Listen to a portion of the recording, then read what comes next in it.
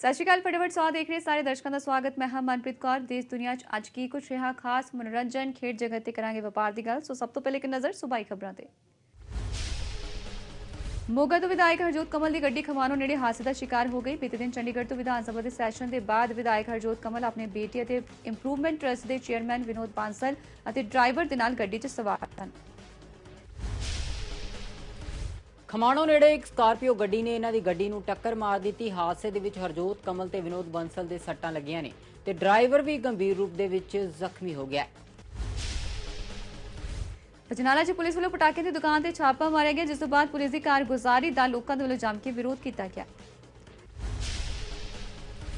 ਅਕਾਲੀ ਦਲ ਹਲਕਾ ਅਜਨਾਲਾ ਬੌਨੀ ਅਜਨਾਲਾ ਦੇ ਵੱਲੋਂ ਪੁਲਿਸ ਤੇ ਧੱਕੇਸ਼ਾਹੀ ਦੇ ਇਲਜ਼ਾਮ ਲਗਾਏ ਗਏ ਨੇ। ਉਹਨਾਂ ਨੇ ਕਿਹਾ ਕਿ ਹਲਕਾ ਦੀ ਵਿਧਾਇਕ ਦੇ ਸ਼ਹਿਰ ਤੇ ਉਹਨਾਂ ਦੇ ਨਾਲ ਧੱਕਾ ਕੀਤਾ ਜਾ ਰਿਹਾ ਹੈ।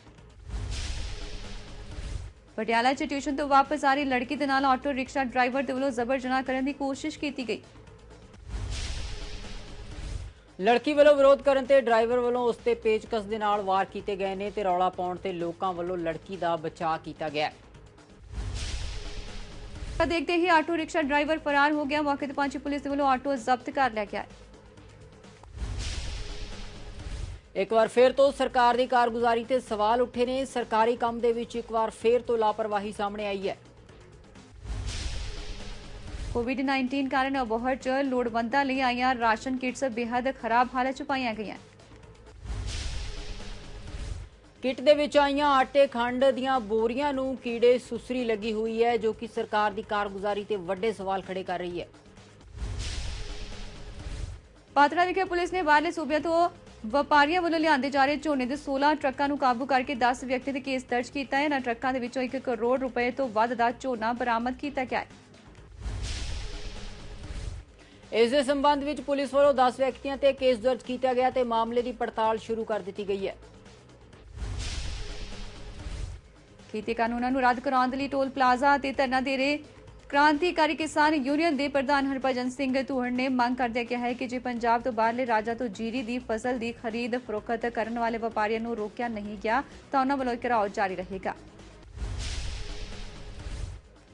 ਇਸ ਸੰਬੰਧ ਵਿੱਚ ਜਾਣਕਾਰੀ ਦਿੰਦਿਆਂ ਉਪ ਪੁਲਿਸ ਕਪਤਾਨ ਭਰਪੂਰ ਸਿੰਘ ਨੇ ਦੱਸਿਆ ਹੈ ਕਿ ਐਸਐਸਪੀ ਵਿਕਰਮ ਸਿੰਘ ਘੁੰਮਣ ਦੇ ਦਿਸ਼ਾ ਨਿਰਦੇਸ਼ਾਂ ਤੇ ਹਰਿਆਣਾ ਦੀ ਹੱਦ ਤੇ ਟੋਲ ਪਲਾਜ਼ਿਆਂ ਤੇ ਨਾਕਾਬੰਦੀ ਕੀਤੀ ਗਈ ਹੈ। ਉਹਨਾਂ ਦੱਸਿਆ ਕਿ ਇਹਨਾਂ ਨਾਕਿਆਂ ਦੇ ਬਾਹਰਲੇ ਸੂਬਿਆਂ ਤੋਂ ਆਏ ਝੋਨੇ ਦੇ 16 ਟਰੱਕ ਕਾਬੂ ਕੀਤੇ ਗਏ ਨੇ ਤੇ ਜਿਨ੍ਹਾਂ ਵਿੱਚੋਂ 4736 ਕੁਇੰਟਲ ਝੋਨਾ ਬਰਾਮਦ ਕੀਤਾ ਗਿਆ ਹੈ। ਲੁਧਿਆਣਾ ਦੇ ਫੋਕਲ ਪੁਆਇੰਟ ਇਲਾਕੇ ਦੇ ਵਿੱਚ ਇੱਕ ਸ਼ਖਸ ਨੇ ਆਪਣੇ 5 ਸਾਲਾਂ ਦੇ ਮਾਸੂਮ ਪੁੱਤਰ ਦੇ ਸਾਹਮਣੇ ਆਪਣੀ ਪਤਨੀ ਦਾ ਕਤਲ ਕਰ ਦਿੱਤਾ ਹੈ। ਜਾਣਕਾਰੀ ਦੇ ਮੁਤਾਬਿਕ ਇਸ ਸ਼ਖਸ ਨਸ਼ੇ ਦਾ ਆਦੀ ਸੀ ਅਤੇ ਬੀਤੇ ਕੱਲ ਉਸਦਾ ਆਪਣੀ ਪਤਨੀ ਨਾਲ ਝਗੜਾ ਹੋ ਗਿਆ ਹੈ। ਝਗੜਾ ਇੰਨਾ ਵੱਧ ਗਿਆ ਕਿ ਉਸਨੇ ਆਪਣੇ 5 ਸਾਲ ਦੇ ਬੇਟੇ ਸਾਹਮਣੇ ਹੀ ਡੰਡਾ ਮਾਰ ਕੇ ਆਪਣੀ ਪਤਨੀ ਦਾ ਕਤਲ ਕਰ ਦਿੱਤਾ। ਉਹਨਾਂ ਦਾ 5 ਸਾਲ ਦਾ ਮਾਸੂਮ ਬੇਟਾ ਸਾਰੀ ਰਾਤ ਮਾਂ ਦੀ ਲਾਸ਼ ਦੇ ਕੋਲ ਸੁੱਤਾ ਰਿਹਾ। ਘਟਨਾ ਤੋਂ ਬਾਅਦ ਮੁਲਜ਼ਮ ਮੌਕੇ ਤੋਂ ਫਰਾਰ ਹੋ ਗਿਆ। ਜਦੋਂ ਗੁਆਂਢੀਆਂ ਨੂੰ ਘਟਨਾ ਦਾ ਪਤਾ ਲੱਗਾ ਤਾਂ ਇਸ ਦੀ ਸੂਚਨਾ ਪੁਲਿਸ ਨੂੰ ਦਿੱਤੀ ਗਈ। ਪੁਲਿਸ ਨੇ ਮੁਲਜ਼ਮ ਪਤੀ ਨੂੰ ਗ੍ਰਿਫਤਾਰ ਕਰਕੇ ਉਸ ਦੇ ਖਿਲਾਫ ਮਾਮਲਾ ਦਰਜ ਕਰ ਲਿਆ ਹੈ। ਟਾਂਡਾ ਦੇ ਪਿੰਡ ਜਲਾਲਪੁਰ ਦੇ ਵਿੱਚ 5 ਸਾਲਾ ਬੱਚੀ ਦੀ ਅੱਧ-ਸੜੀ ਲਾਸ਼ ਬਰਾਮਦ ਹੋਣ ਦੇ ਮਾਮਲੇ ਦੇ ਵਿੱਚ ਪਰਿਵਾਰਕ ਮੈਂਬਰਾਂ ਨੇ ਉਸ ਨਾਲ ਜਬਰ ਜਨਾਹ ਤੋਂ ਬਾਅਦ ਕਤਲ ਦਾ ਸ਼ੱਕ ਜ਼ਾਹਿਰ ਕੀਤਾ ਹੈ। ਪ੍ਰਵਾਸੀ ਪਰਿਵਾਰ ਦੀ 5 ਸਾਲ ਦੀ ਬੱਚੀ ਨੂੰ ਬੁਰੇ 'ਚ ਬੰਦ ਕਰਕੇ ਸਾੜਨ ਦੀ ਵੀ ਕੋਸ਼ਿਸ਼ ਕੀਤੀ ਗਈ। ਜਿਵੇਂ ਲੋਕਾਂ ਨੂੰ ਪਤਾ ਲੱਗਿਆ ਤਾਂ ਪੁਲਿਸ ਨੂੰ ਸੂਚਿਤ ਕੀਤਾ ਗਿਆ। ਮੌਕੇ ਤੇ ਪਹੁੰਚ ਕੇ ਪੁਲਿਸ ਨੇ ਬੱਚੀ ਦੀ ਅੱਧ-ਸੜੀ ਲਾਸ਼ ਬਰਾਮਦ ਕੀਤੀ ਹੈ। ਇਸ ਮਾਮਲੇ 'ਚ ਪੁਲਿਸ ਵੱਲੋਂ ਦੋਸ਼ੀ ਸੁਰਪ੍ਰੀਤ ਸਿੰਘ ਅਤੇ ਉਸਦੇ ਦਾਦੇ ਨੂੰ ਗ੍ਰਿਫਤਾਰ ਕੀਤਾ ਗਿਆ। ਪੁਲਿਸ ਵੱਲੋਂ ਦੋਸ਼ੀਆਂ ਤੋਂ ਪੁੱਛਗਿੱਛ ਕੀਤੀ ਜਾ ਰਹੀ ਹੈ। ਖਬਰ ਨਕੋਦਰ ਤੋਂ ਹੈ, ਜਿੱਥੇ ਇੱਕ ਨਿੱਜੀ ਹਸਪਤਾਲ ਦੇ ਡਾਕਟਰ ਤੇ ਮਹਿਲਾ ਦੇ ਇਲਾਜ ਦੇ ਵਿੱਚ ਲਾਪਰਵਾਹੀ ਵਰਤਣ ਦੇ ਇਲਜ਼ਾਮ ਲੱਗੇ ਨੇ। ਪਰਿਵਾਰ ਦਾ ਕਹਿਣਾ ਹੈ ਕਿ ਡਾਕਟਰਾਂ ਦੀ ਲਾਪਰਵਾਹੀ ਕਾਰਨ ਮਹਿਲਾ ਦੀ ਮੌਤ ਹੋ ਗਈ ਹੈ। ਇਸ ਬਾਰੇ ਜਾਣਕਾਰੀ ਦਿੰਦਿਆਂ ਹੋਇਆਂ ਮ੍ਰਿਤਕ ਮਹਿਲਾ ਦੇ ਪਤੀ ਸਤਨਾਮ ਸਿੰਘ ਦਾ ਕਹਿਣਾ ਹੈ ਕਿ ਉਸਨੇ ਆਪਣੀ ਪਤਨੀ ਮਨਪ੍ਰੀਤ ਕੌਰ ਨੂੰ ਪੇਟ 'ਚ ਦਰਦ ਹੋਣ ਕਰਕੇ ਨਕੋਦਰ ਦੇ ਨਿੱਜੀ ਹਸਪਤਾਲ 'ਚ ਦਾਖਲ ਕਰਵਾਇਆ ਸੀ, ਜਿੱਥੇ ਉਸ ਦੀ ਮੌਤ ਹੋ ਗਈ। ਇਸ ਦਾ ਇਲਜ਼ਾਮ ਪਰਿਵਾਰ ਵੱਲੋਂ ਡਾਕਟਰਾਂ ਤੇ ਲਗਾਇਆ ਜਾ ਰਿਹਾ, ਉਦੋਂ ਡਾਕਟਰ ਵੱਲੋਂ ਇਸ ਤੋਂ ਇਨਕਾਰ ਕੀਤਾ ਜਾ ਰਿਹਾ ਹੈ। ਉਧਰ ਪੁਲਿਸ ਦੇ ਵੱਲੋਂ ਪੋਸਟਮਾਰਟਮ ਰਿਪੋਰਟ ਆਉਣ ਤੋਂ ਬਾਅਦ ਹੀ ਕਾਰਵਾਈ ਸ਼ੁਰੂ ਕਰਨ ਦੀ ਗੱਲ ਕੀਤੀ ਜਾ ਰਹੀ ਹੈ। ਮੋਹਾਲੀ ਪੁਲਿਸ ਨੇ ਲੁੱਟਾਂ ਖੋਹਾਂ ਕਰਨ ਵਾਲੇ ਗੈਂਗ ਦਾ ਪਰਦਾਫਾਸ਼ ਕੀਤਾ। ਪੁਲਿਸ ਨੇ ਇਸ ਗੈਂਗ ਦੇ 4 ਮੈਂਬਰਾਂ ਨੂੰ ਗ੍ਰਿਫਤਾਰ ਕਰਨ ਦੇ ਵਿੱਚ ਸਫਲਤਾ ਪ੍ਰਾਪਤ ਕੀਤੀ ਹੈ। ਜਿਨ੍ਹਾਂ ਤੋਂ 4 ਬਾਈਕਾਂ, ਕਾਰਾਂ, ਪਿਸਤੌਲਾਂ, ਨਸ਼ੇ ਦੇ ਇੰਜੈਕਸ਼ਨ ਅਤੇ LCD ਬਰਾਮਦ ਕੀਤੀ ਗਈ ਹੈ। ਪੁੱਛਗਿੱਛ ਦੌਰਾਨ ਆਰੋਪੀਆਂ ਨੇ ਖੁਲਾਸਾ ਕੀਤਾ ਹੈ ਕਿ ਉਹ ਚੋਰੀ ਕਰਨ ਦੇ ਨਾਲ-ਨਾਲ ਨਸ਼ਾ ਵੀ ਕਰਦੇ ਨੇ। ਅਦਾਲਤ ਵਿੱਚ ਪੇਸ਼ ਕਰਕੇ ਇਹਨਾਂ ਨੂੰ 5 ਦਿਨਾਂ ਦੇ ਰਿਮਾਂਡ ਤੇ ਲਿਆ ਗਿਆ ਹੈ। ਫਰੀਦਕੋਟ CIA ਦੀ ਨਸ਼ੇ ਦੇ ਖਿਲਾਫ ਲਗਾਤਾਰ ਮੁਹਿੰਮ ਜਾਰੀ ਹੈ। ਇੱਥੇ ਪੁਲਿਸ ਨੇ ਇੱਕ ਨਸ਼ਾ ਤਸਕਰ ਨੂੰ ਕਾਬੂ ਕੀਤਾ ਹੈ, ਜਿਸ ਤੋਂ 80 ਕਿਲੋ ਡੋਡਾ ਪੋਸਤ ਬਰਾਮਦ ਕੀਤਾ ਹੈ। ਤਸਕਰ ਇਹ ਨਸ਼ੇ ਦੀ ਸਮੱਗਰੀ ਰਾਜਸਥਾਨ ਤੋਂ ਪੰਜਾਬ ਲੈ ਕੇ ਆ ਰਿਹਾ ਸੀ। CIA ਦੇ ਅਨੁਸਾਰ ਕਾਬੂ ਕੀਤੇ ਗਏ ਡੋਡੇ ਪੋਸਟ ਦੀ ਕੀਮਤ ਤਕਰੀਬਨ 4 ਲੱਖ ਦੱਸੀ ਜਾ ਰਹੀ ਹੈ। ਤਸਕਰ ਨੇ ਨਸ਼ਾ ਪੰਜਾਬ ਦੇ ਕਈ ਹਿੱਸਿਆਂ ਵਿੱਚ ਸਪਲਾਈ ਕਰਨਾ ਸੀ। ਫਿਲਹਾਲ ਪੁਲਿਸ ਵੱਲੋਂ ਤਸਕਰ ਤੋਂ ਪੁੱਛਗਿੱਛ ਕੀਤੀ ਜਾ ਰਹੀ ਹੈ। ਖਬਰ ਖੰਨਾ ਨੇੜਲੇ ਪਿੰਡ ਧਮੋਟ ਕਲਾਂ ਤੋਂ ਹੈ, ਜਿੱਥੇ ਚੋਰਾਂ ਵੱਲੋਂ ਇੱਕ ਘਰ ਦੇ ਵਿੱਚ ਦਿਨ ਦਿਹਾੜੇ ਚੋਰੀ ਦੀ ਵਾਰਦਾਤ ਨੂੰ ਅੰਜਾਮ ਦਿੱਤਾ ਗਿਆ ਹੈ। ਜਾਣਕਾਰੀ ਮੁਤਾਬਿਕ ਇਹ ਘਰ ਫੋਟੋਗ੍ਰਾਫਰ ਦਾ ਸੀ, ਸੋ ਹਸਪਤਾਲ 'ਚ ਦਾਖਲ ਆਪਣੇ ਪਿਤਾ ਦਾ ਪਤਾ ਲੈਣ ਲਈ ਗਿਆ ਸੀ। ਚੋਰ ਘਰ ਚੋਂ ਸੋਨਾ, ਚਾਂਦੀ ਤੇ ਨਕਦੀ ਲੁੱਟ ਕੇ ਫਰਾਰ ਹੋ ਗਏ ਨੇ, ਜਿਸ ਦਾ ਪਤਾ ਘਰ ਵਾਲਿਆਂ ਨੂੰ ਵਾਪਸ ਆਉਣ ਤੋਂ ਬਾਅਦ ਚੱਲਿਆ। ਘਰ ਆਉਂਦਿਆਂ ਉਹਨਾਂ ਨੂੰ ਬੂਹਾ ਅੰਦਰੋਂ ਬੰਦ ਮਿਲਿਆ, ਜਿਸ ਕਾਰਨ ਉਹਨਾਂ ਨੂੰ ਘਰ ਦੀ ਕੰਧ ਟੱਪ ਕੇ ਅੰਦਰ ਜਾਣਾ ਪਿਆ। ਪੁਲਿਸ ਵੱਲੋਂ ਮਾਮਲਾ ਦਰਜ ਕਰਕੇ ਚੋਰਾਂ ਦੀ ਭਾਲ ਕੀਤੀ ਜਾ ਰਹੀ ਹੈ ਤੇ ਇਸ ਸੰਬੰਧ ਵਿੱਚ ਕਾਰਵਾਈ ਸ਼ੁਰੂ ਕਰ ਦਿੱਤੀ ਗਈ ਹੈ। ਪੁਲਿਸ ਵੱਲੋਂ CCTV ਫੁਟੇਜ ਵੀ ਖੰਗਾਲੀ ਜਾ ਰਹੀ ਹੈ। ਜ਼ਿਲ੍ਹਾ ਫਤਿਹਗੜ੍ਹ ਸਾਹਿਬ ਵਿੱਚ 2 ਬੇਦਬੀ ਦੀਆਂ ਘਟਨਾਵਾਂ ਹੋਈਆਂ ਸਨ, ਜਿਸ ਦੇ ਪਛਤਾਪ ਵਜੋਂ ਪਿੰਡ ਤਰਖਾਨ ਮਾਜਰਾ ਵਿਖੇ ਰੱਖੇ ਗਏ ਸ੍ਰੀ ਸਹਿਜ ਪਾਠ ਸਾਹਿਬ ਦੇ ਭੋਗ ਪਾਏ ਗਏ। ਇਸ ਦੌਰਾਨ ਹਰਿਆਣਾ ਗੁਰਦੁਆਰਾ ਪ੍ਰਬੰਧਕ ਕਮੇਟੀ ਦੇ ਪ੍ਰਧਾਨ ਭਾਈ ਬਲਜੀਤ ਸਿੰਘ ਦਾਦੂਵਾਲ ਵਿਸ਼ੇਸ਼ ਤੌਰ ਤੇ ਸ਼ਾਮਲ ਹੋਏ। ਉਹਨਾਂ ਵੱਲੋਂ ਸਰਕਾਰ ਤੋਂ ਬੇਅਦਬੀ ਦੇ ਦੋਸ਼ੀਆਂ ਨੂੰ ਸਖਤ ਸਜ਼ਾ ਦੇਣ ਦੀ ਮੰਗ ਕੀਤੀ ਗਈ ਹੈ। ਖੇਤੀ ਕਾਨੂੰਨਾਂ ਨੂੰ ਰੱਦ ਕਰਾਉਣ ਦੇ ਲਈ ਵੱਖ-ਵੱਖ ਕਿਸਾਨ ਜਥੇਬੰਦੀਆਂ ਵੱਲੋਂ ਸੰਘਰਸ਼ ਕੀਤਾ ਜਾ ਰਿਹਾ ਹੈ। ਪਿਛਲੇ ਦਿਨਾਂ ਤੋਂ ਲਗਾਤਾਰ ਵੱਡੀ ਕਾਰਪੋਰੇਟ ਘਰਾਣਿਆਂ ਅੱਗੇ ਧਰਨੇ ਦਿੱਤੇ ਜਾ ਰਹੇ ਨੇ। ਇਸ ਦੇ ਚੱਲਦਿਆਂ ਬਠਿੰਡਾ ਡੱਬ ਵਾਲੀ ਮਾਰਗ ਤੇ ਸੰਗਤ ਮੰਡੀ ਦੀ ਸੰਗਤ ਕੈਂਚੀਆਂ ਉੱਪਰ SR ਕੰਪਨੀ ਦੇ ਪੈਟਰੋਲ ਪੰਪ ਤੇ ਭਾਰਤੀ ਕਿਸਾਨ ਯੂਨੀਅਨ ਏਕਤਾ ਉਗਰਾਹਾਂ ਵੱਲੋਂ ਧਰਨਾ ਦਿੱਤਾ ਜਾ ਰਿਹਾ ਹੈ। ਕਿਸਾਨਾਂ ਵੱਲੋਂ ਦਿੱਤੇ ਜਾ ਰਹੇ ਇਸ ਧਰਨੇ ਵਿੱਚ ਸੰਗਤ ਬਲਾਕ ਦੇ ਸੇਵਾ ਮੁਕਤ ਹੋ ਚੁੱਕੇ ਅਤੇ ਸੇਵਾ ਨਿਭਾ ਰਹੇ ਅਧਿਆਪਕ ਵੀ ਕਿਸਾਨਾਂ ਦਾ ਸਾਥ ਦੇ ਰਹੇ ਨੇ। ਸੇਵਾ ਮੁਕਤ ਬਲਾਕ ਸਿੱਖਿਆ ਅਫਸਰ ਜਗਜੀਤ ਸਿੰਘ ਦੀ ਅਗਵਾਈ ਦੇ ਵਿੱਚ ਅਧਿਆਪਕ ਯੂਨੀਅਨ ਦੇ ਮੈਂਬਰਾਂ ਵੱਲੋਂ ਕਿਸਾਨਾਂ ਨੂੰ 50 ਗੱਦੇ, 15 ਦਰੀਆਂ ਤੇ ਪੂਰਾ ਸਾਊਂਡ ਸਿਸਟਮ ਭੇਟ ਕੀਤਾ ਗਿਆ। ਜਗਜੀਤ ਸਿੰਘ ਨੇ ਦੱਸਿਆ ਕਿ ਅਧਿਆਪਕ ਯੂਨੀਅਨ ਹਮੇਸ਼ਾ ਹੀ ਕਿਸਾਨਾਂ ਦੇ ਨਾਲ ਖੜੀ ਹੈ। ਉਹਨਾਂ ਵੱਲੋਂ ਕਿਸਾਨਾਂ ਦਾ ਪੂਰਾ ਸਾਥ ਦਿੱਤਾ ਜਾਏਗਾ। ਇਸ ਮੌਕੇ ਕਿਸਾਨ ਯੂਨੀਅਨ ਦੇ ਸਕੱਤਰ ਪਰਮਪਾਲ ਸਿੰਘ ਨੇ ਅਧਿਆਪਕ ਯੂਨੀਅਨ ਦੇ ਸੰਘਰਸ਼ ਦੇ ਵਿੱਚ ਉਹਨਾਂ ਦਾ ਸਾਥ ਦੇਣ ਦੇ ਲਈ ਧੰਨਵਾਦ ਕੀਤਾ ਹੈ। ਖੇਤੀ ਕਾਨੂੰਨਾਂ ਨੂੰ ਲੈ ਕੇ ਇੱਕ ਪਾਸੇ ਜਿੱਥੇ ਕਿਸਾਨਾਂ ਵੱਲੋਂ ਸੰਘਰਸ਼ ਕੀਤਾ ਜਾ ਰਿਹਾ, ਉੱਥੇ ਹੀ ਬਠਿੰਡਾ ਵਿਖੇ ਕਿਸਾਨਾਂ ਵੱਲੋਂ ਥਰਮਲ ਪਲਾਂਟ ਅੱਗੇ ਧਰਨਾ ਲਗਾ ਕੇ ਸੂਬਾ ਸਰਕਾਰ ਦੇ ਖਿਲਾਫ ਪ੍ਰਦਰਸ਼ਨ ਕੀਤਾ ਗਿਆ। ਦਰਅਸਲ ਸੂਬਾ ਸਰਕਾਰ ਵੱਲੋਂ ਥਰਮਲ ਪਲਾਂਟ ਨੂੰ ਢਾਉਣ ਦਾ ਠੇਕਾ ਮੁੰਬਈ ਦੀ ਕੰਪਨੀ ਨੂੰ ਦਿੱਤਾ ਗਿਆ ਹੈ, ਜਿਸ ਦੇ ਵਿਰੋਧ ਦੇ ਵਿੱਚ ਕਿਸਾਨਾਂ ਨੇ ਥਰਮਲ ਪਲਾਂਟ ਦੇ ਗੇਟ ਅੱਗੇ ਧਰਨਾ ਦੇ ਦਿੱਤਾ ਹੈ। ਧਰਨਾਕਾਰੀਆਂ ਨੇ ਚੇਤਾਵਨੀ ਦਿੱਤੀ ਹੈ ਕਿ ਉਹ ਕਿਸੇ ਵੀ ਕੀਮਤ ਤੇ ਥਰਮਲ ਪਲਾਂਟ ਨੂੰ ਢਾਉਣ ਨਹੀਂ ਦੇਣਗੇ ਤੇ ਉਹਨਾਂ ਵੱਲੋਂ ਇਸ ਪਲਾਂਟ ਨੂੰ ਦੁਬਾਰਾ ਚਾਲੂ ਕਰਨ ਦੀ ਮੰਗ ਵੀ ਕੀਤੀ ਗਈ ਹੈ। ਰੋਸ ਜ਼ਾਹਿਰ ਕਰਦਿਆਂ ਕਿਸਾਨ ਆਗੂਆਂ ਨੇ ਕਿਹਾ ਕਿ ਚੋਣਾਂ ਤੋਂ ਪਹਿਲਾਂ ਵਿੱਤ ਮੰਤਰੀ ਮਨਪ੍ਰੀਤ ਬਾਦਲ ਨੇ ਵਾਅਦਾ ਕੀਤਾ ਸੀ ਕਿ ਸੱਤਾ ਦੇ ਵਿੱਚ ਆਉਣ ਤੋਂ ਬਾਅਦ ਇਹ ਥਰਮਲ ਮੁੜ ਤੋਂ ਚਾਲੂ ਕੀਤਾ ਜਾਵੇਗਾ, ਪਰ ਇਸ ਦੇ ਉਲਟਾ ਸੂਬਾ ਸਰਕਾਰ ਇਸ ਨੂੰ ਢਾਉਣ ਦੀ ਤਿਆਰੀ ਕਰ ਰਹੀ ਹੈ। ਤੇ ਹੁਣ ਇੱਕ ਨਜ਼ਰ ਰਾਸ਼ਟਰੀ ਖਬਰਾਂ ਤੇ। ਪੂਰਬੀ ਲਦਾਖ 'ਚ ਚੀਨ ਨਾਲ ਤਣਾਅ ਦਰਮਿਆਨ ਭਾਰਤ ਨੇ ਇੱਕ ਹੋਰ ਮਿਜ਼ਾਈਲ ਦਾ ਸਫਲ ਪ੍ਰੀਖਣ ਕੀਤਾ ਹੈ। DRDO ਵੱਲੋਂ ਬਣਾਈ ਗਈ ਐਂਟੀ ਟੈਂਕ ਗਾਈਡਡ ਮਿਜ਼ਾਈਲ ਨਾਗ ਦਾ ਸਫਲ ਪ੍ਰੀਖਣ ਰਾਜਸਥਾਨ ਦੇ ਪੋਖਰਨ 'ਚ ਕੀਤਾ ਗਿਆ ਹੈ। ਮਿਜ਼ਾਈਲ ਨੂੰ ਪੋਖਰਨ ਫੀਲਡ ਫਾਇਰਿੰਗ ਰੇਂਜ ਤੋਂ ਦਾਗਿਆ ਗਿਆ ਮਿਜ਼ਾਈਲ ਨੂੰ ਇੱਕ ਵਾਰਹੈਂਡ ਦੇ ਨਾਲ ਟੈਸਟ ਕੀਤਾ ਗਿਆ। ਇਸ ਤੋਂ ਬਾਅਦ ਹੁਣ ਮਿਜ਼ਾਈਲ ਪੂਰੀ ਤਰ੍ਹਾਂ ਦੇ ਨਾਲ ਫੌਜ ਦੇ ਵਿੱਚ ਸ਼ਾਮਲ ਹੋਣ ਦੇ ਲਈ ਤਿਆਰ ਹੈ। ਪਿਛਲੇ ਕਾਫੀ ਸਮੇਂ ਤੋਂ DRDO ਪਾਵਰਫੁਲ ਮਿਜ਼ਾਈਲਾਂ ਦਾ ਪ੍ਰੀਖਣ ਕਰ ਰਿਹਾ ਹੈ। DRDO ਮੁਖੀ ਨੇ ਕਿਹਾ ਹੈ ਕਿ ਫੌਜ ਲਈ ਸਵਦੇਸ਼ੀ ਮਿਜ਼ਾਈਲਾਂ ਤਿਆਰ ਕੀਤੀਆਂ ਜਾ ਰਹੀਆਂ ਨੇ ਤਾਂ ਕਿ ਇਸ ਖੇਤਰ 'ਚ ਭਾਰਤ ਨੂੰ ਆਤਮ ਨਿਰਭਰ ਬਣਾਇਆ ਜਾ ਸਕੇ। ਰੱਖਿਆ ਮੰਤਰੀ ਰਾਜਨਾਥ ਸਿੰਘ ਵੱਲੋਂ ਰੱਖਿਆ ਖੋਜ ਤੇ ਵਿਕਾਸ ਦੇ ਵਿੱਚ ਸਟਾਰਟਅਪ ਅਤੇ ਮਾਈਕਰੋ, ਛੋਟੇ ਅਤੇ ਦਰਮਿਆਨੇ ਉਦਯੋਗਾਂ ਸਮੇਤ ਭਾਰਤੀ ਉਦਯੋਗਾਂ ਦੀ ਭਾਗੀਦਾਰੀ ਨੂੰ ਉਤਸ਼ਾਹਿਤ ਕਰਨ ਦੇ ਲਈ DRDO ਪ੍ਰੋਕਿਉਰਮੈਂਟ ਮੈਨੂਅਲ 2020 ਦੇ ਵਿੱਚ ਇੱਕ ਨਵਾਂ ਵਰਜ਼ਨ ਜਾਰੀ ਕੀਤਾ ਗਿਆ ਹੈ। ਦਿੱਲੀ NCR ਦੀ ਹਵਾ ਦਿਨੋਂ ਦਿਨ ਜ਼ਹਿਰੀਲੀ ਹੁੰਦੀ ਜਾ ਰਹੀ ਹੈ, ਜਿਸ ਕਾਰਨ ਦਿੱਲੀ ਵਾਸੀਆਂ ਨੂੰ ਸਾਹ ਲੈਣ 'ਚ ਮੁਸ਼ਕਲਾਂ ਦਾ ਸਾਹਮਣਾ ਕਰਨਾ ਪੈ ਰਿਹਾ ਹੈ। ਇਸ ਦੀ ਵਜ੍ਹਾ ਕਿਸਾਨਾਂ ਵੱਲੋਂ ਪਰਾਲੀ ਨੂੰ ਅੱਗ ਲਾਉਣਾ ਦੱਸਿਆ ਜਾ ਰਿਹਾ ਹੈ, ਜਿਸ ਦਾ ਧੂਆਂ ਕਾਫੀ ਨੁਕਸਾਨਦਾਇਕ ਹੁੰਦਾ ਹੈ। ਪੰਜਾਬ, ਹਰਿਆਣਾ ਤੇ ਉੱਤਰ ਪ੍ਰਦੇਸ਼ ਦੇ ਵਿੱਚ ਪਰਾਲੀ ਨੂੰ ਫਿਰ ਤੋਂ ਸਾੜਿਆ ਜਾ ਰਿਹਾ ਹੈ। ਦਿੱਲੀ ਪ੍ਰਦੂਸ਼ਣ ਕੰਟਰੋਲ ਕਮੇਟੀ ਵੱਲੋਂ ਜਾਰੀ ਅੰਕੜਿਆਂ ਦੇ ਮੁਤਾਬਿਕ ਆਈਟੀਓ ਦੇ ਵਿੱਚ 에ਅਰ ਕੁਆਲਿਟੀ ਇੰਡੈਕਸ 254, ਪੜਪੜਗੰਜ 246 ਦਰਜ ਕੀਤਾ ਗਿਆ ਹੈ। ਦੋਵੇਂ ਹੀ ਸ਼੍ਰੇਣੀਆਂ ਖਰਾਬ ਕੈਟੇਗਰੀ 'ਚ ਆਉਂਦੀਆਂ ਨੇ। ਦਿੱਲੀ ਸਰਕਾਰ ਨੇ ਰਾਜਧਾਨੀ ਵਿੱਚ ਰੈੱਡ ਲਾਈਟ ਔਨ ਗੱਡੀ ਆਫ ਮੁਹਿੰਮ ਦੀ ਸ਼ੁਰੂਆਤ ਕੀਤੀ ਹੈ। ਰਾਸ਼ਟਰੀ ਰਾਜਧਾਨੀ ਵਿੱਚ ਆਵਾਜਾਈ ਸਿਗਨਲ ਤੋਂ 26 ਦਿਨਾਂ ਲਈ ਰੈੱਡ ਲਾਈਟ ਔਨ ਗੱਡੀ ਆਫ ਮੁਹਿੰਮ ਚਲਾਈ ਜਾਵੇਗੀ। ਇਸ ਮੁਹਿੰਮ ਦੇ ਵਿੱਚ 15 ਨਵੰਬਰ ਤੱਕ ਇਸ ਨੂੰ ਚਲਾਇਆ ਜਾਵੇਗਾ। आईआईटी खड़गपुर ने कोविड-19 ਦੀ ਜਾਂਚ ਲਈ ਘੱਟ ਲਾਗਤ ਵਾਲੀ ਇੱਕ ਮਸ਼ੀਨ ਬਣਾਈ ਹੈ ਜੋ 1 ਘੰਟੇ ਅੰਦਰ ਜਾਂਚ ਦੇ ਨਤੀਜੇ ਦੇਵੇਗੀ। ਇਸ ਨੂੰ ICMR ਤੋਂ ਵੀ ਮਨਜ਼ੂਰੀ ਮਿਲ ਗਈ ਹੈ। ਸੰਸਥਾ ਦੇ ਅਧਿਕਾਰੀਆਂ ਅਨੁਸਾਰ ਕੋਵਿਰੈਪ 1 ਘੰਟੇ ਅੰਦਰ ਨਤੀਜੇ ਦੇ ਸਕਦਾ ਹੈ। ਇਹ ਦੂਰ ਅਤੇ ਪੇਂਡੂ ਇਲਾਕਿਆਂ ਵਿੱਚ ਕੋਰੋਨਾ ਵਾਇਰਸ ਇਨਫੈਕਸ਼ਨ ਦੀ ਜਾਂਚ ਦੇ ਵਿੱਚ ਤੇਜ਼ੀ ਲਿਆਉਣ ਦਾ ਕੰਮ ਕਰੇਗਾ। ਇਹ ਇੱਕ ਪ੍ਰਭਾਵੀ ਹਥਿਆਰ ਸਾਬਿਤ ਹੋ ਸਕਦਾ ਹੈ। ਤੇ ਹੁਣ ਨਜ਼ਰ ਪਾ ਲੈਂਦੇ ਹਾਂ ਅੰਤਰਰਾਸ਼ਟਰੀ ਖਬਰਾਂ ਤੇ। ਕੋਰੋਨਾ ਵਾਇਰਸ ਦੇ ਵਧ ਰਹੇ ਪ੍ਰਭਾਵ ਕਾਰਨ ਓਨਟਾਰੀਓ ਤੇ ਕਿਊਬੈਕ 'ਚ ਲਗਾਤਾਰ ਪਾਬੰਦੀਆਂ ਨੂੰ ਹੋਰ ਸਖਤ ਕੀਤਾ ਜਾ ਰਿਹਾ ਹੈ ਤੇ ਬਹੁਤੇ ਲੋਕ ਸਰਕਾਰ ਦੀ ਕਾਰਗੁਜ਼ਾਰੀ ਦੇ ਵਿੱਚ ਨੁਕਸ ਕੱਢ ਰਹੇ ਨੇ।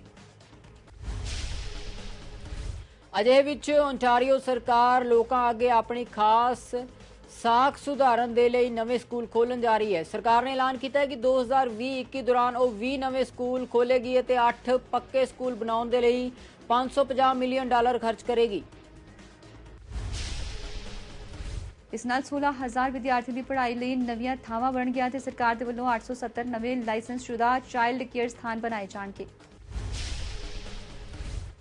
ਮੁੱਖ ਮੰਤਰੀ ਦਾ ਕਹਿਣਾ ਹੈ ਕਿ ਕੋਰੋਨਾ ਵਾਇਰਸ ਨੂੰ ਫੈਲਣ ਤੋਂ ਰੋਕਣ ਦੇ ਲਈ ਉਹ ਹਰ ਸਖਤਾਈ ਕਰਨ ਦੇ ਲਈ ਤਿਆਰ ਨੇ, ਪਰ ਉਹ ਸਕੂਲਾਂ ਨੂੰ ਖੋਲ੍ਹ ਕੇ ਹੀ ਰੱਖਣਗੇ ਕਿਉਂਕਿ ਇਸ ਨਾਲ ਵਿਦਿਆਰਥੀਆਂ ਦੀ ਪੜ੍ਹਾਈ ਤੇ ਪ੍ਰਭਾਵ ਪੈਂਦਾ ਹੈ। ਅਮਰੀਕੀ ਰਾਸ਼ਟਰਪਤੀ ਡੋਨਾਲਡ ਟਰੰਪ ਨੇ ਤੈਨਾਤ ਲਈ $1 ਅਰਬ ਤੋਂ ਜ਼ਿਆਦਾ ਦੇ ਹਥਿਆਰਾਂ ਦੀ ਵਿਕਰੀ ਨੂੰ ਮਨਜ਼ੂਰੀ ਦੇ ਦਿੱਤੀ ਹੈ। ਇਸ ਕਦਮ ਦੇ ਨਾਲ ਚੀਨ ਦੇ ਨਾਰਾਜ਼ ਹੋਣ ਅਤੇ ਵਾਸ਼ਿੰਗਟਨ ਅਤੇ ਬੀਜਿੰਗ ਦੇ ਵਿਚਕਾਰ ਤਣਾਅ ਵਧਣ ਦਾ ਖਦਸ਼ਾ ਹੈ। ਗ੍ਰਹਿ ਮੰਤਰਾਲੇ ਨੇ ਘੋਸ਼ਣਾ ਕੀਤੀ ਹੈ ਕਿ ਅਮਰੀਕਾ ਨੇ ਤਾਇਵਾਨ ਨੂੰ ਆਪਣੀ ਰੱਖਿਆ ਸਮਰੱਥਾ ਦੇ ਵਿੱਚ ਸੁਧਾਰ ਕਰਨ ਦੇ ਲਈ 135 ਭੂਮੀ ਤੋਂ ਦਾਗੀਆਂ ਜਾਣ ਵਾਲੀਆਂ ਮਿਜ਼ਾਈਲਾਂ ਸਥਾਪਿਤ ਕਰਨ ਦੀ ਉਪਕਰਨਾਂ ਦੀ ਵਿਕਰੀ ਅਤੇ ਸਿਖਲਾਈ ਨੂੰ ਹਰੀ ਝੰਡੀ ਦੇ ਦਿੱਤੀ ਹੈ। ਪਾਕਿਸਤਾਨ ਦੇ ਸਾਬਕਾ ਪ੍ਰਧਾਨ ਮੰਤਰੀ ਨਵਾਜ਼ ਸ਼ਰੀਫ ਦੀ ਜਵਾਈ ਮੁਹੰਮਦ ਸਫਦਰ ਦੀ ਗ੍ਰਿਫਤਾਰੀ ਨੇ ਪਾਕਿਸਤਾਨ 'ਚ ਹਾਲ ਹੀ 'ਚ ਸਭ ਤੋਂ ਵੱਡਾ ਸਿਆਸੀ ਸੰਕਟ ਖੜਾ ਕਰ ਦਿੱਤਾ ਹੈ। ਇਸ ਮੁੱਦੇ ਨੂੰ ਲੈ ਕੇ ਦੇਸ਼ ਦੇ ਸਭ ਤੋਂ ਵੱਡੇ ਸ਼ਹਿਰ 'ਚ ਸੁਰੱਖਿਆ ਬਲ ਤੇ ਪੁਲਿਸ ਵਿਚਾਲੇ ਤਣਾਅ ਪੈਦਾ ਹੋ ਗਿਆ ਹੈ। ਪਾਕਿਸਤਾਨ ਦੇ ਵਿਰੋਧੀ ਦਲਾਂ ਨੇ ਇਲਜ਼ਾਮ ਲਗਾਇਆ ਕਿ ਅਰਧਸੈਨਿਕ ਬਲ ਫਰੰਟੀਅਰ ਕੋਰ ਤੇ ਸਫਦਰ ਨੂੰ ਗ੍ਰਿਫਤਾਰ ਕਰਨ ਦੇ ਲਈ ਕਥਿਤ ਤੌਰ ਤੇ ਸਿੰਧ ਪੁਲਿਸ ਤੇ ਦਬਾਅ ਪਾਇਆ ਜਾ ਰਿਹਾ ਹੈ। ਫੌਜ ਮੁਖੀ ਜਨਰਲ ਕਮਰ ਜਾਵੇਦ ਬਾਜਵਾ ਵੱਲੋਂ ਸਾਬਕਾ ਪ੍ਰਧਾਨ ਮੰਤਰੀ ਨਵਾਜ਼ ਸ਼ਰੀਫ ਦੀ ਜਵਾਈ ਦੀ ਗ੍ਰਿਫਤਾਰੀ ਨਾਲ ਜੁੜੀਆਂ ਪਰਿਸਥਿਤੀਆਂ ਦੀ ਜਾਂਚ ਦੇ ਹੁਕਮ ਦਿੱਤੇ ਗਏ ਨੇ। ਹਾਲਾਂਕਿ ਬਾਜਵਾ ਵੱਲੋਂ ਜਾਂਚ ਦੇ ਹੁਕਮ ਦੇਣ ਤੋਂ ਬਾਅਦ ਹਾਲਾਤ ਕੁਝ ਸੁਧਰਦੇ ਦਿਖਾਈ ਦੇ ਰਹੇ ਨੇ। ਸਿੰਧ ਪੁਲਿਸ ਨੇ ਜਨਰਲ ਬਾਜਵਾ ਦਾ ਧੰਨਵਾਦ ਕੀਤਾ ਹੈ। ਉਹਨਾਂ ਨੇ ਬਲ ਦੇ ਕਰਮੀਆਂ ਦੀ ਆਹਟ ਭਾਵਨਾ ਨੂੰ ਮਹਿਸੂਸ ਕੀਤਾ ਹੈ ਤੇ ਤੁਰੰਤ ਮਾਮਲੇ ਦੀ ਜਾਂਚ ਕਰਨ ਦੇ ਹੁਕਮ ਦਿੱਤੇ ਨੇ। ਵਪਾਰ ਜਗਤ 'ਚ ਕਿਹੜੇ ਉਤਾਰ ਚੜ੍ਹਾਅ, ਕਿਸ ਨੂੰ ਹੋਇਆ ਫਾਇਦਾ, ਕਿਸ ਨੂੰ ਹੋਇਆ ਨੁਕਸਾਨ, ਜਾਣਾਂਗੇ ਬਿਜ਼ਨਸ ਨਿਊਜ਼ ਦੇ ਵਿੱਚ। ਮੁਕੇਸ਼ ਅੰਬਾਨੀ ਦੀ ਰਿਲਾਇੰਸ ਜੀਓ 5G ਤਕਨੀਕ ਦੇ ਸਫਲ ਪ੍ਰੀਖਣ ਤੋਂ ਬਾਅਦ ਚੀਨੀ ਕੰਪਨੀ ਹੁਆਵੇ ਨੂੰ ਟੱਕਰ ਦੇਣ ਦੇ ਲਈ ਪੂਰੀ ਤਰ੍ਹਾਂ ਤਿਆਰ ਹੈ। ਰਿਲਾਇੰਸ ਜੀਓ ਦੀ 5G ਤਕਨੀਕ ਦਾ ਅਮਰੀਕਾ 'ਚ ਸਫਲਤਾਪੂਰਵਕ ਪ੍ਰੀਖਣ ਹੋਇਆ ਹੈ। ਕੋਰੋਨਾ ਮਹਾਮਾਰੀ ਕਾਰਨ ਬਹੁਤ ਸਾਰੇ ਦੇਸ਼ਾਂ ਨੇ ਚੀਨੀ ਕੰਪਨੀ ਹੁਆਵੇ ਤੇ ਪਾਬੰਦੀ ਲਗਾ ਦਿੱਤੀ ਹੈ। ਅਜਿਹੇ ਵਿੱਚ ਕਰੋਲੀ ਸੂਬਿਆਂ ਤੋਂ ਵਿਕਸਿਤ ਰਿਲਾਇੰਸ ਜੀਓ ਦੀ 5G ਤਕਨੀਕ ਦੇ ਸਫਲਤਾਪੂਰਵਕ ਪ੍ਰੀਖਣ ਨਾਲ ਹੁਆਵੇ ਨੂੰ ਇੱਕ ਵੱਡਾ ਝਟਕਾ ਲੱਗਿਆ ਹੈ।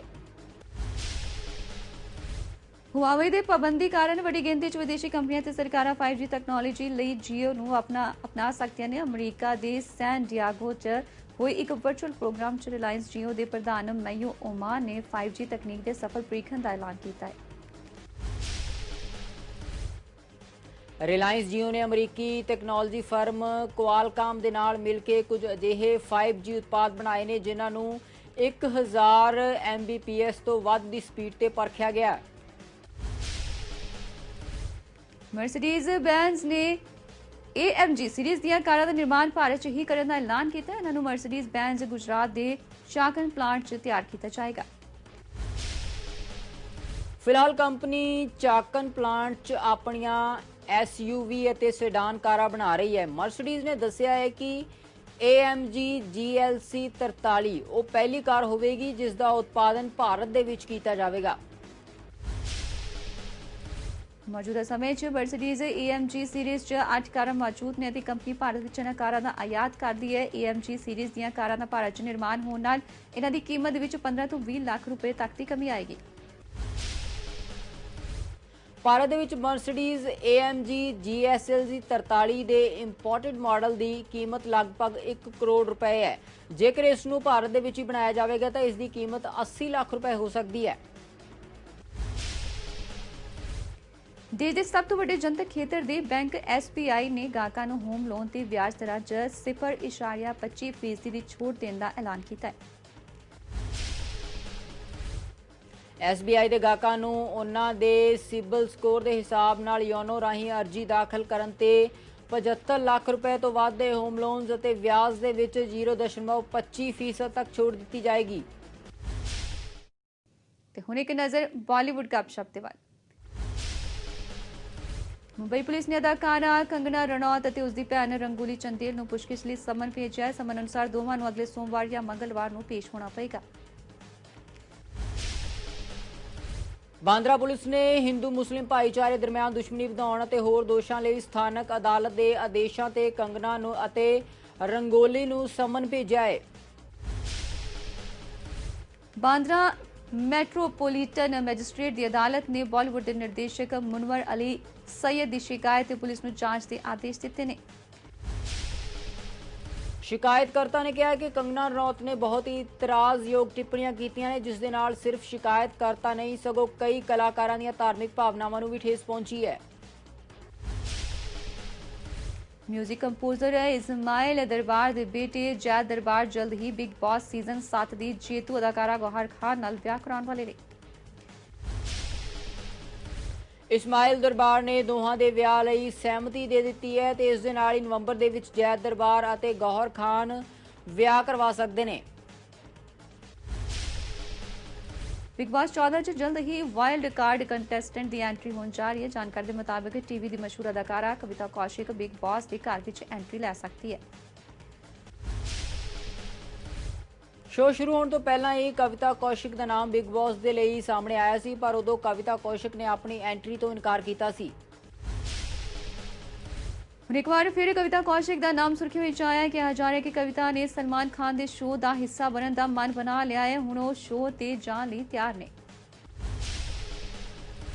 ਕਵਿਤਾ ਕੌਸ਼ਿਕ ਦੇ ਬਿਗ ਬॉस ਸ਼ੋਅ ਦੇ ਵਿੱਚ ਆਉਣ ਦੇ ਨਾਲ ਫਿਰ ਤੋਂ ਸੀਨ ਬਦਲ ਸਕਦਾ ਹੈ। ਕਵਿਤਾ ਦੀ ਮਜ਼ਬੂਤ ਸ਼ਖਸੀਅਤ ਬੇਜਾਨ ਚੱਲ ਰਹੇ ਬਿਗ ਬॉस ਦੇ ਸ਼ੋਅ ਨੂੰ ਪ੍ਰਭਾਵਿਤ ਕਰ ਸਕਦੀ ਹੈ।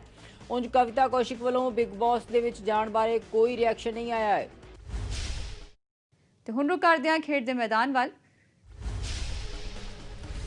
चेन्नई सुपर किंग्स के ऑलराउंडर डिवेन ब्रावो सट लगन कारण IPL के बाकी सीजन तो बाहर हो गए हैं, जिस कारण CSK ਨੂੰ ਵੱਡਾ ਝਟਕਾ ਲੱਗਾ ਹੈ। ਬਰਾਵੋ ਨੂੰ ਦਿੱਲੀ ਕੈਪੀਟਲਸ ਖਿਲਾਫ ਪਿਛਲੇ ਮੈਚ ਦੌਰਾਨ ਸੱਟ ਲੱਗੀ ਸੀ। ਇਸ ਸੱਟ ਕਾਰਨ ਬਰਾਵੋ ਉਸ ਮੈਚ ਦੇ ਵਿੱਚ ਆਖਰੀ ਓਵਰ ਨਹੀਂ ਸੁੱਟ ਸਕੇ ਸਨ। ਚੇਨਈ ਨੂੰ ਹਾਰ ਦਾ ਸਾਹਮਣਾ ਕਰਨਾ ਪਿਆ ਸੀ। RCB ਦੇ ਕਪਤਾਨ ਵਿਰਾਟ ਕੋਹਲੀ ਦੀ ਇੱਕ ਵੀਡੀਓ ਸੋਸ਼ਲ ਮੀਡੀਆ ਤੇ ਕਾਫੀ ਵਾਇਰਲ ਹੋ ਰਹੀ ਹੈ। ਵੀਡੀਓ 'ਚ ਵਿਰਾਟ ਰਾਜਸਥਾਨ ਰਾਇਲਸ ਟੀਮ ਦੇ ਕਪਤਾਨ ਸਟੀਵ ਸਮਿਥ ਦੀ ਬੱਲੇਬਾਜ਼ੀ ਦੀ ਨਕਲ ਕਰਦੇ ਹੋਏ ਨਜ਼ਰ ਆ ਰਹੇ ਨੇ। ਇਸ ਵੀਡੀਓ 'ਚ ਵਿਰਾਟ ਕੋਹਲੀ ਸਟੀਵ ਸਮਿਥ ਦੀ ਤਰ੍ਹਾਂ ਬੱਲਾ ਲੈ ਕੇ ਖੜੇ ਹੁੰਦੇ ਨੇ ਅਤੇ ਸਮਿਥ ਦੀ ਤਰ੍ਹਾਂ ਸ਼ਾਟ ਖੇਡ ਰਹੇ ਨੇ।